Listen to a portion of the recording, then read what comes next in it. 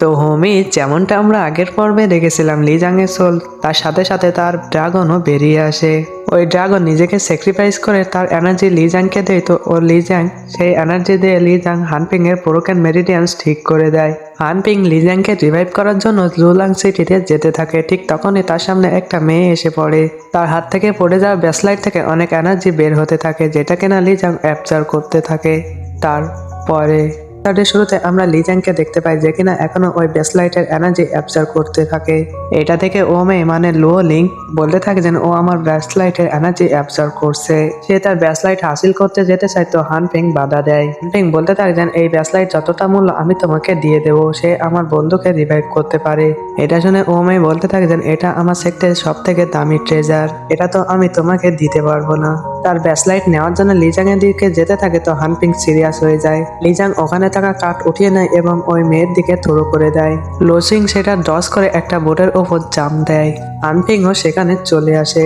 লোসিং দেখছে এখনো তার ব্যাসলাইটের এনার্জি লিজাং অ্যাবজর্ব করছে, যেটা থেকে সে ওই ব্যাসলাইট ধরতে যায়, তো হানপিং আবারও টেনে ধরে তাকে পিছনে ফেলে দেয়। সে হানপিংকে বলতে থাকছেন আমি এই ট্রেজার দিয়ে আমি আমাদের সেক্টর একটা সিক্রেট ট্রিকে বাঁচানোর চেষ্টা করছি। তখনই তারা দেখতে পায় যে লিজাং এর বডি নিজে নিজে ঠিক হতে শুরু করেছে এবং চারিদিকে লিজাং এর আইস ডোমেন ফেলে আছে। যেহেতু ব্যাসলাইটের সমস্ত এনার্জি শেষ হয়ে গেছে, যে কারণে ব্যাসলাইট নিচে পড়তে থাকে। এটা থেকে লোসিং সেটা যে ধরে নেয়। তারপরে সে একটা আওয়াজ শুনতে পায়, যে আওয়াজ ছিল তার সেক্টর সিক্রেট ট্রির। দুর্ভাগ্যক্রমে শেয়ার কিংডমে অনেক বড় পানিশমেন্ট আসতে চলেছে। 9 স্পেশাল বেঞ্চ পুরোপুরি ভাবে ডিস্ট্রয় হতে যাচ্ছে, যে কারণে সিক্রেট ট্রি তার এনার্জি হারাতে যাচ্ছে। আমি আমার লাইফ এই ডিজাস্টারকে থামানোর জন্য তোমাকে দিয়ে দিচ্ছি, তুমি আমাকে রিভাইভ করার শেষ ভরসা। সে তাকে ওই ব্যাসলাইট দিয়ে বলতে থাকে যে এটা হলো 7 ইমোশন ব্যাসলাইট, তুমি এটা দিয়ে মানুষের 7 ইমোশনকে কালেক্ট করতে পারো। সেটা দিয়ে তুমি ওই সিক্রেটারি আবার রিভাইভ করতে পারবে। এখন থেকে তোমার এটাই মিশন। এটা মনে পড়ার পরে লোসিং বলতে থাকে যে সবকিছু শেষ হয়ে গেছে। অন্যদিকে আমরা লিজাংকে দেখতে পাই, যে কিনা ওই আইস টুকরো টুকরো করে দেয় এবং তার ভেতর থেকে সে বেরিয়ে আসতে থাকে এবং চারিদিকে ফুলের পাপড়ি দিয়ে ভরে যায়। লিজাং হানপিংকে সামনে থেকে হালকা স্মাইল করে। লিজাং তার ছাতা নিয়ে বোর্ডের পারে আসে। হানপিং লিজাংকে এই অবস্থায় জীবিত দেখে সে অনেক খুশি হয়ে যায়। তখনই লোসিং বলতে থাকলেন এখনো এত খুশি হয় না, এখনো অনেক কিছু বাকি। আমার হার্ট সেক্টর এনার্জি কোনো ইভিল এনার্জির সাথে এত দ্রুত মাস হতে পারে না। তোমার বন্ধুর ভিতর থেকে আমার কিছু একটা ফিল হচ্ছে। এটা বলে তার এনার্জি দিয়ে লিজাংকে ট্রান্সফার করে, তো লিজাং এর কার্স মার্ক অ্যাপিয়ার হয়। আমার যে পিওর এনার্জি অ্যাবজর্ব করেছিল সেটা 3 দিন পর ইভিল ফোর্সের সাথে ক্লাশ করবে এবং এর বডি সেখানে এক্সপ্লোর হয়ে যাবে, এর সোল টুকরো টুকরো হয়ে যাবে। যেটা শুনে হানবিং বলতে থাকতেন এই ব্ল্যাক থটস বের করার কি কোনো উপায় আছে? এটা শুনে সে বলতে থাকতেন আমি তোমাদেরকে একবারই হেল্প করব। একবার যদি তার বডি থেকে বিরাট কার্স বের হয়ে যায় তাহলে আমি তোমাদের চেহারাও দেখবো না। লিজাং বলতে থাকতেন আমার বডি থেকে যদি এই কার্স মার্ক বের করতে পারো তাহলে আমার তোমার সেক্টর স্পেশাল এনার্জি ফিরিয়ে দেবে। এখানে লোচিং ওই ব্ল্যাক থট বের করতে ফেল হয়ে যায়। আমাদের কাছে যদি পিওর ইয়ান এনার্জি থাকে, কারণ সুপ্রিং ইয়ান এনার্জি অনেক বেশি গরম হয় এবং সেটা ওই ব্ল্যাক থ্রোনকে জ্বালিয়ে ছাই করে দেবে। আমাদের একটা ফ্যান্ডাম বিচ চাই, ওর কাছে কিনা পিওর ইয়ান এনার্জি। এটা শুনে তো হানপিং কিছুই বুঝতে পারছে না। লিজাং বলতে থাকছেন আমরা জোলাং সিটিতে আসি, জোলাং প্যালেসে যাই, ওখানে থাকা অলবেলিয়ান বাল্টকে কন্ট্রোলে করে নেব। তারা দিয়ে আমরা লিজাংকে কিওর করতে পারি। এটা শুনে লোসিং বলতে থাকেন তুমি জানো না যে জোলাং বাট অনেক বছর আগে নিজেকে সিল করে দিয়েছিল।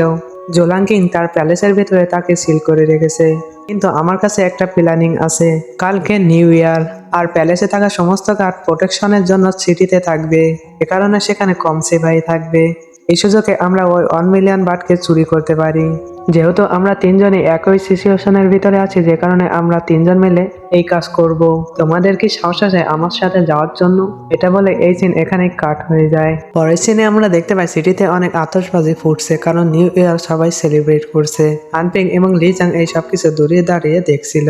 লিজাং তো এই সবকিছু প্রথমবার দেখছে। সে বলতে থাকছেন আমি আমার সারা জীবন টাই সেক্টরের ভিতরে কাটিয়ে এসেছি, আমি এমন গ্রেট সেরিমনি কখনো দেখিনি। হানপিং বলতে থাকছেন তুমি চিন্তা করো না, একবার যদি আমরা আমরা ওই 1 বিলিয়ন বার পেয়ে যাই তাহলে তোমার বডি থেকে ওই ব্ল্যাক থর্ন বের করে ফেলবো। এখানে লিজাং বলতে থাকছেন শিয়ার ডাইনাস্টি সেন্স অনেক বেশি গভীর, আরো সেখানে একটা গ্রেট ডিজাস্টার আসতে চলেছে যেটা কিনা আমার মাস্টার ভীষণে দেখে নিয়েছিল।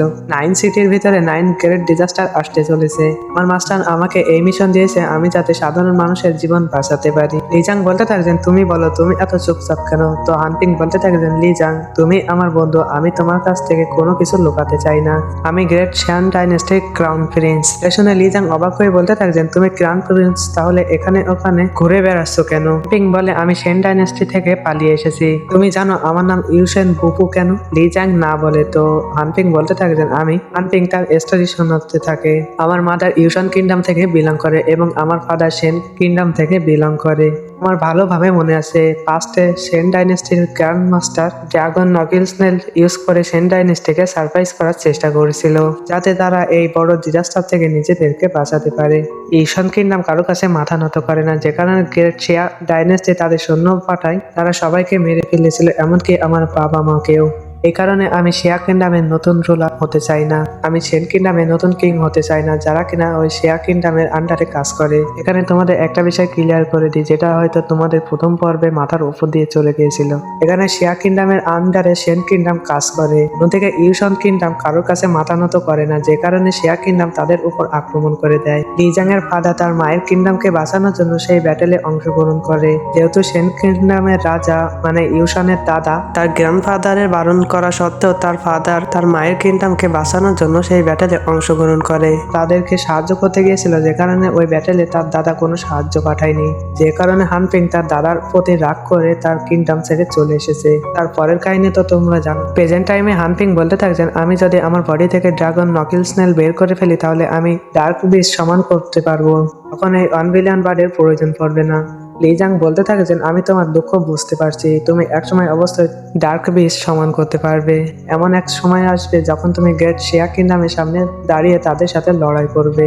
যেটা শুনে হানপিং বলতে থাকছেন আমি সর্বোচ্চ দিয়ে চেষ্টা করব তোমার বডি থেকে ওই ব্ল্যাক থ্রোন বের করার, আমি সবসময় তোমার পাশে থাকবো। এটা বলে তারা একে অপরের সাথে হাত মেলায়। হানপিং লিজাংকে বলতে থাকছেন হ্যাপি নিউ ইয়ার। লিজাং ও হানপিংকে বলতে থাকছেন হ্যাপি নিউ ইয়ার। পরের সিনে আমরা জোলাং প্যালেসের জোলাং কিংকে দেখতে পাই, যে কিনা হানপিং এর ছবি হাতে। তার এক সার্ভেন্ট তাকে বলতে থাকছেন আজ থেকে 3 দিন আগে সুহুয়া সিটিতে একটা ছেলে তার বডি থেকে ড্রাগন নকিল স্নেল বের করেছিল যার নাম ইউশেন বুফু মানে হানপিং। তার নাম শোনার পরে শিয়া কিংডমের জেনারেলের ভিতরে প্রতিশোধের আগুন জ্বলে ওঠে। শিয়া কিংডমের নাম শুনে ওই কিং বলতে থাকছেন কানহু ও রিভাইভ করতে চায়, আজকে বুঝতে পারছি ও 18 বছর আগে কি জন্য গায়েব হয়ে গেছিল।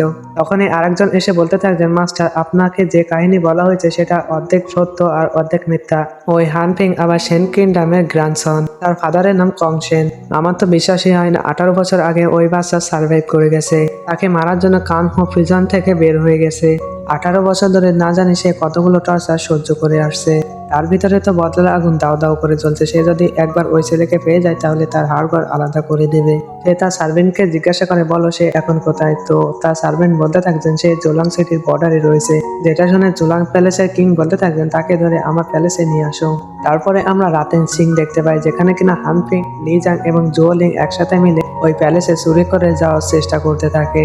তারা একটা ছাদের উপরে এসে অবজার্ভ করতে থাকে। এখানে রো সিং বলতে থাকে এখানে পাহারা তো অনেক বেশি করা, কিন্তু আমি জানি কখন সৈন্যদল তাদের ডিউটি শিফট করবে। তারপরে আমরা দেখতে পাই লিজাং এবং হানপিং চুরি করে তাদের পিছনে আসে এবং তাদেরকে অ্যাটাক করে তাদেরকে অজ্ঞান করে দেয় এবং তারা প্যালেসের দিকে